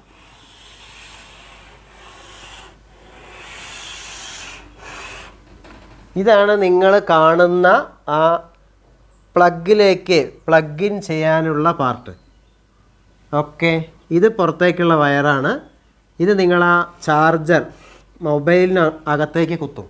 ഓക്കെ, പ്ലഗ് ഇൻ ചെയ്യും. ഇത് പ്ലഗ് പോയിൻറ്റിലേക്കും കുത്തും. ഇങ്ങനെയാണ് ആ ഡിവൈസ് ഉണ്ടാവുക. അപ്പോൾ നിങ്ങൾ നിങ്ങളുടെ ആ ചാർജറിൻ്റെ ആ പാർട്ട് അഴിച്ചു നോക്കിയാൽ നിങ്ങൾ അതിനകത്ത് ഒരു ട്രാൻസ്ഫോമറും 2 ഡയോഡും ഒരു കപ്പാസിറ്ററുമാണ് പ്രതീക്ഷിക്കുന്നത്. പക്ഷേ ആക്ച്വലായിട്ട് നിങ്ങൾ അഴിച്ചു നോക്കിക്കഴിഞ്ഞാൽ മിക്കവാറും അതിൽ കൂടുതൽ ഡയോഡുകൾ ഉണ്ടാവും, ഒരു ട്രാൻസ്ഫോമറേ ഉണ്ടാവുള്ളൂ. കപ്പാസിറ്ററുകളും മറ്റു കുറേ IC ചിപ്പുകളൊക്കെ വെച്ചിട്ടുള്ള ഒരു കുറച്ച് കോംപ്ലിക്കേറ്റഡ് ആയിട്ടുള്ള സർക്യൂട്ടായിരിക്കും. ബേസിക്കലി ഈ കാര്യങ്ങൾ തന്നെയാണ് അവിടെ നടക്കേണ്ടത്. പക്ഷെ അത് കുറച്ചുകൂടെ റിഫൈൻഡ് ആയിട്ട് കൺട്രോൾഡ് ആയിട്ട് നടക്കണം. തന്നെയുമല്ല, നമ്മളിപ്പോൾ വോൾട്ടേജസിൻ്റെ കാര്യം മാത്രമേ പറഞ്ഞുള്ളൂ. ഫാസ്റ്റ് ചാർജിങ് എന്നെല്ലാം പറയുന്നത് കരണ്ടും വ്യത്യാസമുണ്ട്. ഇപ്പോൾ ഒരു മൊബൈലിൻ്റെ ചാർജർ വേറൊരു മൊബൈലിന് ഉപയോഗിക്കാൻ പാടില്ല എന്ന് നിങ്ങൾക്കറിയാമല്ലോ. അതിൻ്റെ വ്യത്യാസം എന്താണെന്ന് വെച്ചാൽ അതിൻ്റെ കറണ്ട് വോൾട്ടേജ് റേറ്റിങ്ങിലുള്ള വ്യത്യാസമാണ്. നമ്മൾ പ്രാഥമികമായിട്ട് വോൾട്ടേജസിനെ കുറിച്ച് മാത്രമേ ഇവിടെ ചർച്ച ചെയ്തിട്ടുള്ളൂ. അതുകൊണ്ട് ആ ഒരു കാര്യം മാത്രമേ ഇപ്പോൾ ഈ പടത്തിലും വരുന്നുള്ളൂ. ബാക്കി കാര്യങ്ങളെല്ലാം പരിഗണിക്കുമ്പോൾ കുറച്ചുകൂടെ കോംപ്ലിക്കേറ്റഡ് ആയ റിഫൈൻഡ് ആയ സർക്യൂട്ടുകൾ നമുക്ക് ആവശ്യമായി വരും. So when you open a charger you will see a much more complicated circuit, but basically it is doing the same thing. അപ്പോൾ ഇലക്ട്രോണിക്സിലൊരു ചെറിയ ടോപ്പിക്കും കൂടിയുണ്ട്, നമുക്ക് അതിനകത്തേക്ക് പോവാം. അടുത്ത ടോപ്പിക്ക് ഡിജിറ്റൽ ഇലക്ട്രോണിക്സ് ആണ്. ഇത് വളരെ എക്സൈറ്റിംഗ് ആയ ടോപ്പിക്കാണ്. പക്ഷേ we restrict ourselves to the focus area alone. അപ്പോൾ കൂടുതൽ പറയാതെ നമ്മളൊരു ഐഡിയ പരമായിട്ട് ആ ടോപ്പിക്ക് മാത്രം പഠിക്കാൻ പോവുകയാണ്. ഇങ്ങനെ നിങ്ങളൊരു ദിവസം വീട്ടിലിങ്ങനെ ഇരിക്കുകയാണ്. അപ്പോൾ നിങ്ങൾക്ക് തോന്നി എന്നാൽ ബോറടിച്ചിട്ടല്ലോ, 2 ഫ്രണ്ട്സിനെ വിളിച്ചു. ഓക്കെ, പരീക്ഷയൊക്കെയാണ്. അതിനിടയ്ക്ക് കിട്ടിയ ഒരു ചെറിയ ഗ്യാപ്പിൽ നിങ്ങളൊരു സിനിമയ്ക്ക് പോകാൻ തീരുമാനിച്ചു എന്ന് കരുതാം. അപ്പോൾ 2 ഫ്രണ്ട്സുണ്ട് നിങ്ങൾക്ക്, A ആൻഡ് B. അവർ രണ്ടുപേരും വരാൻ പറഞ്ഞു. ഓക്കെ, എന്നിട്ട് നിങ്ങൾ എന്താ ചെയ്തതെന്നറിയോ? നിങ്ങൾ ഇങ്ങനെ, ഇത് സ്വിച്ചാണ്, ഇങ്ങനെ ഒരു സർക്യൂട്ട് ഉണ്ടാക്കി. ഇത്രയും ഭാഗം നിങ്ങൾ നിങ്ങളുടെ ഗേറ്റിൽ ഫിറ്റ് ചെയ്ത്, എന്നിട്ട് ബാക്കി ഭാഗം നിങ്ങളിങ്ങനെ എക്സ്റ്റെൻഡ് ചെയ്ത് കൊണ്ടുപോയിട്ട് നിങ്ങളുടെ റൂമിലും വെച്ച്. So this is in your room, the bulb is in your room, switches R on the gate. എന്നിട്ട് രണ്ടുപേരെയും പേരെഴുതി വെച്ചു. This is switch A, switch B, for both the friends. അപ്പോൾ എ എന്ന ഫ്രണ്ട് വരികയാണെങ്കിൽ, ശ്രദ്ധിക്കണം ഞാൻ പറഞ്ഞത്, എ എന്ന ഫ്രണ്ട് വരികയാണെങ്കിൽ ഒന്ന്, ഓക്കെ, സ്വിച്ച് ഓൺ ചെയ്യണം. വന്നില്ലെങ്കിലോ സ്വിച്ച് ഓൺ ചെയ്യില്ലല്ലോ. ഓക്കെ, ഇനി ഡിജിറ്റൽ ഇലക്ട്രോണിക്സിൽ അങ്ങനെയാണ്. അവിടെ ഡിജിറ്റലാണ് 1 0, അതുമായിട്ട് അങ്ങ് ബന്ധപ്പെടുത്തി ഓർത്തിരുന്നാൽ മതി. യെസ് എന്ന കാര്യത്തെ നമ്മൾ 1 എന്നും നോ എന്ന കാര്യത്തെ നമ്മൾ 0 എന്നും സൂചിപ്പിക്കുകയാണെന്ന് കരുതുക. അപ്പോൾ എക്കും ബിക്കും ഇത് ബാധകമാണ്. ഇനിയോ, ബൾബ് സ്വിച്ച് ഓൺ ചെയ്യുകയാണെങ്കിൽ ബൾബ് തെളിയും 1, ഓൺ ചെയ്തില്ലെങ്കിലോ ബൾബ് തെളിയില്ല. അങ്ങനെ. അപ്പോൾ ഇവിടെ ഇപ്പോൾ നോക്കിയാൽ നിങ്ങൾക്ക് മനസ്സിലാവും, ഒരു സ്വിച്ച് മാത്രം ഓൺ ചെയ്താൽ ബൾബ് തെളിയില്ല, 2 സ്വിച്ചുകളും ഓൺ ചെയ്യണം.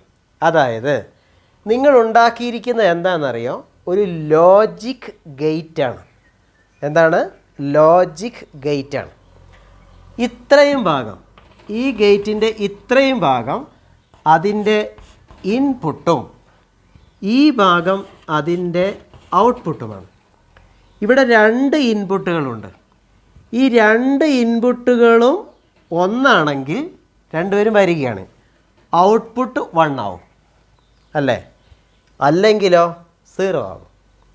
അപ്പോൾ ഇവിടെ ലോജിക് ഗേറ്റ് എന്ന് വിളിക്കാൻ കാരണം എന്താണെന്നറിയോ, ഈ ഇൻപുട്ടും ഔട്ട്പുട്ടും തമ്മിൽ ഒരു ലോജിക്കൽ കണക്ഷൻ ഉള്ളതുകൊണ്ടാണ് നമ്മളിതിനെ ലോജിക് ഗേറ്റ് എന്ന് വിളിക്കുന്നത്. ഈ ഗേറ്റിനെ, ഈ സ്വിച്ചസ് വെച്ചുണ്ടാക്കിയിരിക്കുന്ന ഈ ഗേറ്റിനെ നമ്മൾ ആൻഡ് ഗേറ്റ് എന്നാണ് വിളിക്കുക. എന്താണ്?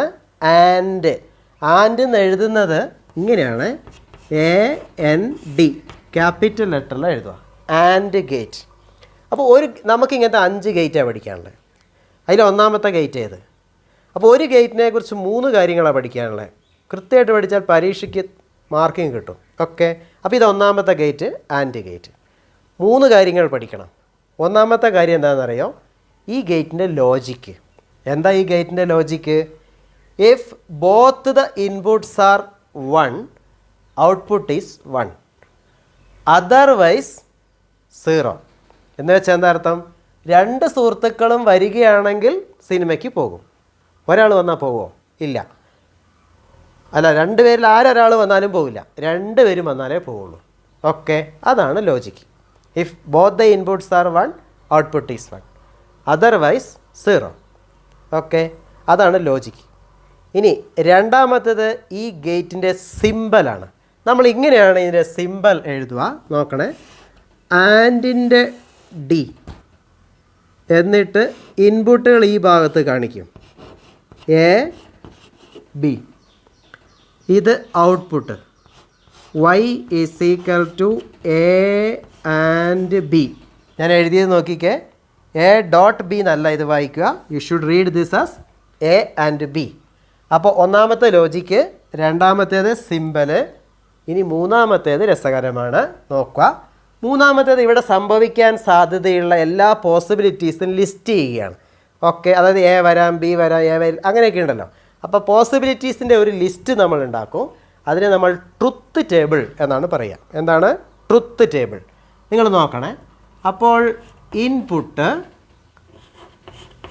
ഔട്ട്പുട്ട്, ട്രുത്ത് ടേബിൾ ഇത് രണ്ടുമാണ് ഉണ്ടാവുക. ഇങ്ങനെ ഇവിടെ ഇൻപുട്ടിൽ 2 എണ്ണം ഉണ്ട്. ഓക്കെ, എയും ഉണ്ട്, ബിയും ഉണ്ട്. ഔട്ട്പുട്ടിലോ y is equal to A and B. ഇങ്ങനെയാണ് ഉണ്ടാവുക. അപ്പോൾ ഇതാണ് നമ്മുടെ ട്രുത്ത് ടേബിൾ. കുറച്ച് പുറത്ത് പോയത് കാര്യമാക്കണം, നിങ്ങൾ വരയ്ക്കുമ്പോൾ ശ്രദ്ധിക്കണം കേട്ടോ. അപ്പോൾ ഇനി വരയ്ക്കുന്നത് നോക്കാം. പോസിബിലിറ്റീസ് ഞാൻ എഴുതുന്നത് നോക്കുക, ലിസ്റ്റ് ചെയ്യുന്നത് നോക്കുക. അവിടെ പോസിബിലിറ്റീസ് ലിസ്റ്റ് ചെയ്യാൻ വേണ്ടിയിട്ട് നമ്മൾ കാഷ്വലായിട്ട് എഴുതാൻ പാടില്ല. ഇങ്ങനെയാണ് എഴുതുക. ഞാൻ പറയുന്ന പോലെ എഴുതണം.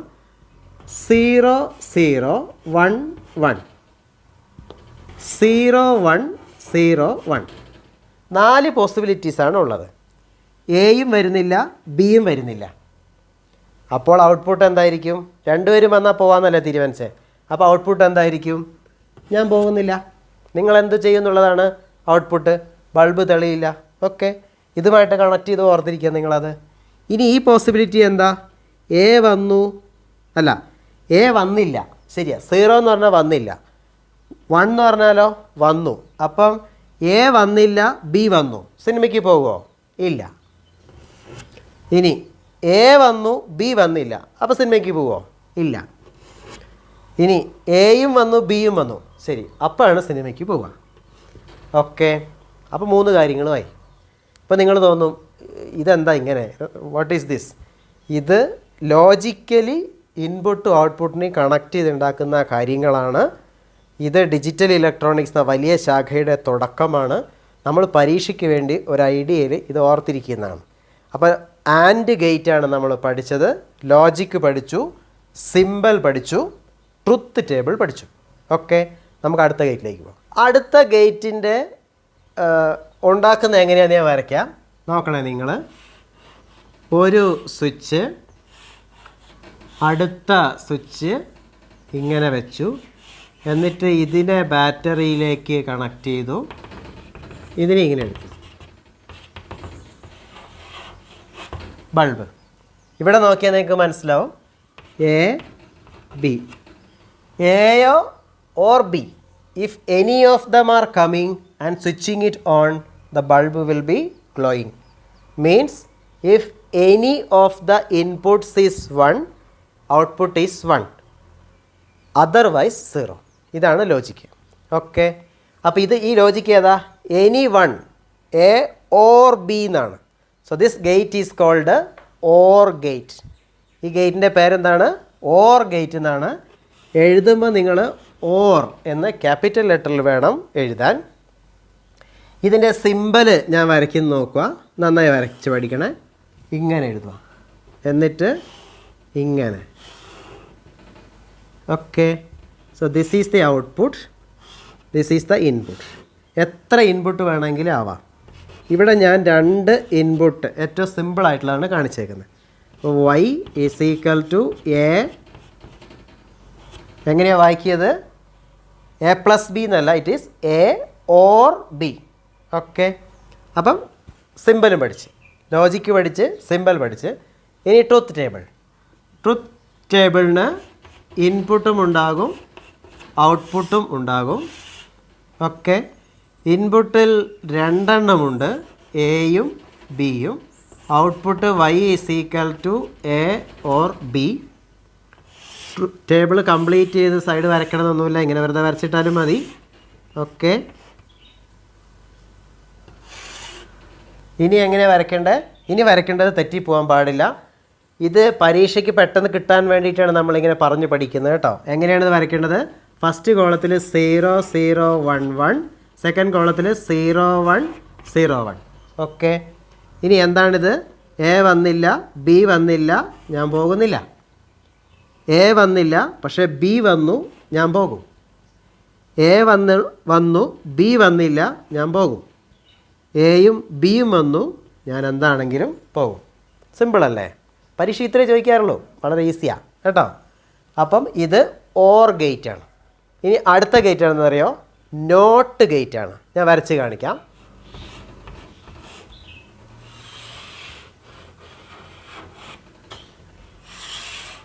നിങ്ങളുടെ റൂമിലിരിക്കുന്ന ബൾബ് സ്വിച്ച് കണക്ട് ചെയ്തേക്കുന്നത് നോക്കുക.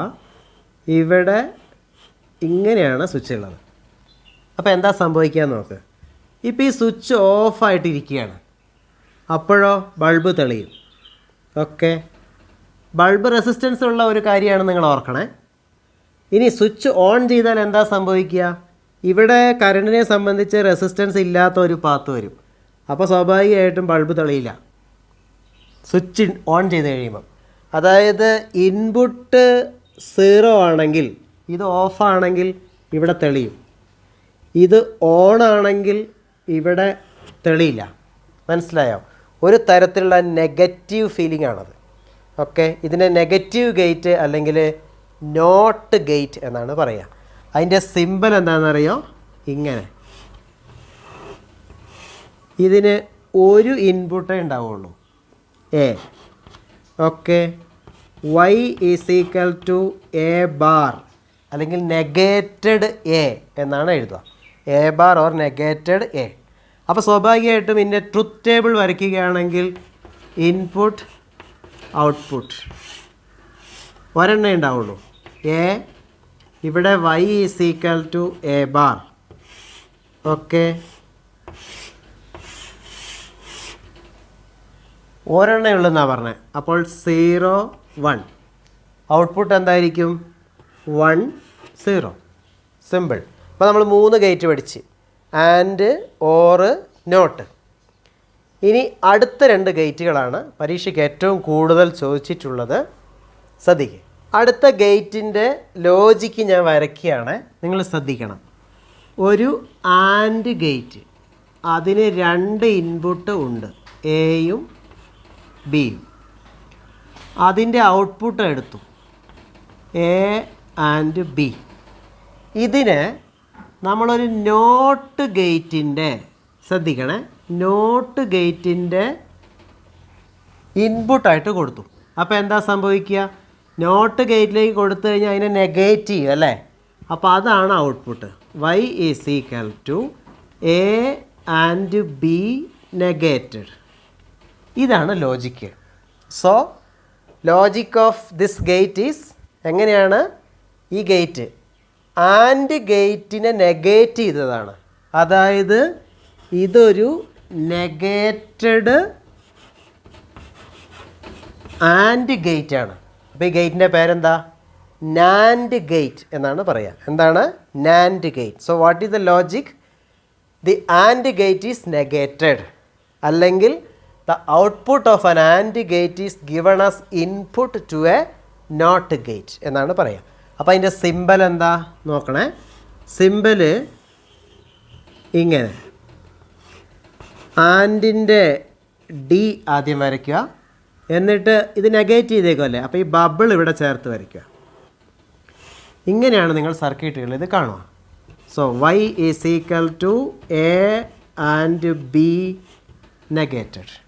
ഓക്കെ, ഇനി അടുത്തത് എന്താണ്? ട്രൂത്ത് ടേബിളാണ്. ശ്രദ്ധിക്കണേ,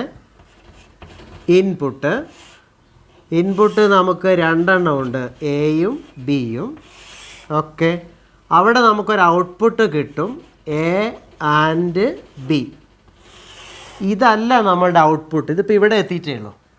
ഇനി ഔട്ട്പുട്ട് എന്ന് പറയുന്നത് ഇങ്ങനെ, y is equal to A and B negated. അപ്പോൾ കോളം വരച്ച് തീർക്കുക.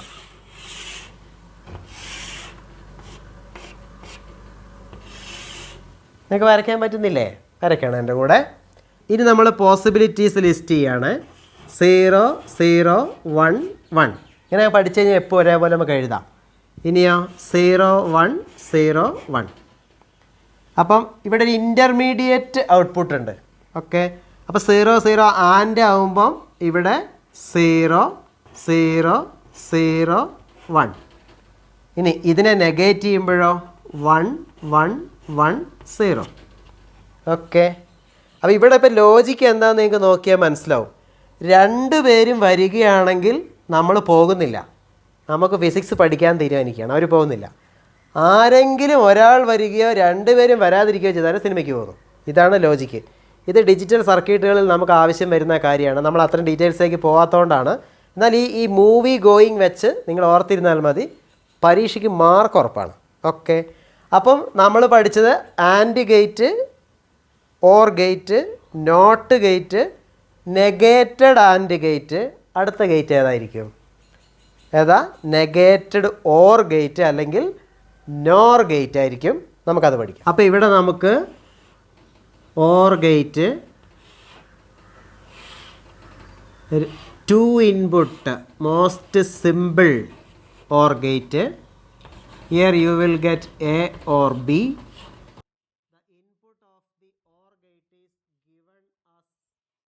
The output of the OR gate is given as input to the NOT gate. So you will get the OR gate negated here. That is the output, A or B negated. And just as we wrote earlier, the symbol will be, you can guess the symbol. This is A, B. You will add the bubble here. Okay, it is y is equal to a or b negated. And how will be the truth table? You will have input, you have two inputs, okay, and you have an intermediate step. This is a or b, and the output is a or b negated. Okay, simple. സ്കെയിലൊന്നും വെച്ച് വരയ്ക്കണ്ട, ഇങ്ങനെ വേഗം വരച്ചാൽ മതി കൈ കൊണ്ട് കേട്ടോ. So the possibilities are 0 0 1 1 0 1 0 1. ഇനി എ ഓർ ബി ഇതാണ്. എ ഓർ ബി, എയും വന്നില്ല ബിയും വന്നില്ല, so not going. B came, so I am going. Here A came, so I am going. A and B came, so definitely I am going. Okay, now to the output. ഇതിനെ negate ചെയ്യുകയാണ് ചെയ്യേണ്ടത്. അപ്പോൾ ഇവിടെ 0 ആണ്, ഇവിടെ 1 ആക്കണം. അപ്പോൾ ഇവിടെ ഇപ്പോൾ എന്താ ചെയ്തേക്കുന്നത്? ശരിക്കും രണ്ടുപേരും വന്നില്ലെങ്കിൽ ഞാൻ സിനിമയ്ക്ക് പോകും. ആരെങ്കിലും ഒരാളോ രണ്ടുപേരുമോ വരികയാണെങ്കിൽ പോവാതെ വീട്ടിലിരുന്ന് ഫിസിക്സ് പഠിക്കും. ഇതാണ് ഉള്ള കാര്യം. അപ്പോൾ ഇത്രയും ടോപ്പിക്കോട് കൂടിയിട്ട് നമ്മളുടെ ചാപ്റ്റർ വൈസ് ടോപ്പിക്കുകൾ തീരുകയാണ്. അപ്പോൾ കുട്ടികളെ നിങ്ങൾ നന്നായിട്ട് ഇരുന്ന് പഠിക്കുക, ഇത് അവസരമായിട്ട് എടുക്കുക. A+ ഫുൾ മാർക്കും ഒക്കെ വാങ്ങാൻ നിങ്ങൾ ഓർക്കണേ, 60 മാർക്കിൻ്റെയാണ് നമ്മുടെ പരീക്ഷ, 120 മാർക്കിൻ്റെ ചോദ്യമുണ്ട്. അപ്പോൾ നിങ്ങൾ ചെയ്യേണ്ടത് ഫോക്കസ് ഏരിയയുടെ വീഡിയോസ് എല്ലാം കാണുക. 9 വീഡിയോസായി. ആ 9 വീഡിയോസിലും ഡിസ്ക്രൈബ് ചെയ്തിരിക്കുന്ന ഫോക്കസ് ഏരിയാസ് കണ്ടാൽ മതി, നിങ്ങൾക്ക് സെൻറ്റം സ്കോർ ഉറപ്പാണ്. ഈ 9 വീഡിയോസും കണ്ടിട്ട് പരീക്ഷ വേഗത്തിൽ എങ്ങനെ എഴുതാം അതിനുള്ള ഒരു റിവിഷൻ വീഡിയോ ഉടനെ വരുന്നുണ്ട്. നിങ്ങൾ ഈ 9 വീഡിയോസും കണ്ട് തയ്യാറായിട്ടിരിക്കുക. ആ വീഡിയോ കണ്ടു കഴിയുമ്പോൾ നിങ്ങൾക്ക് മനസ്സിലാവും physics is very easy, scoring physics is very interesting and quiet easy. അപ്പോൾ നിങ്ങളുടെ ഫ്രണ്ട്സിനൂടെ വീഡിയോസ് എല്ലാം ഷെയർ ചെയ്ത് കൊടുക്കുക, അവർക്കും കൂടെ നല്ല മാർക്ക് കിട്ടട്ടെ. ഓക്കെ, അപ്പോൾ എല്ലാവർക്കും വിജയാശംസകൾ നേരുന്നു. നമുക്ക് നമ്മളുടെ റിവിഷൻ വീഡിയോയിൽ കാണാം. അപ്പോഴേക്കും എല്ലാവരും പഠിച്ച് റെഡിയാവുക. Within 2 or 3 days our revision video will be out. Okay, see you there.